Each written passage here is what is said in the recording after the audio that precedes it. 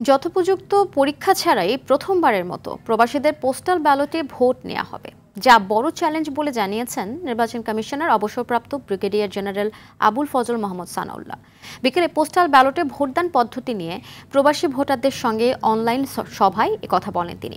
জানান, ভোটার তালিকায় অন্তর্ভুক্ত ছাড়া কেউ আগামী নির্বাচনে পোস্টাল ব্যালটে ভোট দিতে পারবে না। এ সময় প্রবাসী ভোটারদের নির্বাচনের ২০ দিন আগে পোস্টাল ব্যালটে ভোট দিয়ে পাঠাতে হবে বলেও জানান কমিশনার।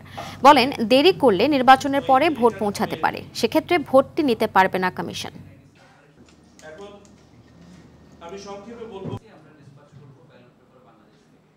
আমাদের প্রবাসীদের প্রত্যাশা পূরণের লক্ষ্যে আমরা দ্রুততম সময়ে কাজটি করার চেষ্টা করেছি, যে কারণে আমরা যথোপযুক্ত ট্রায়ালের সময় পাই নাই।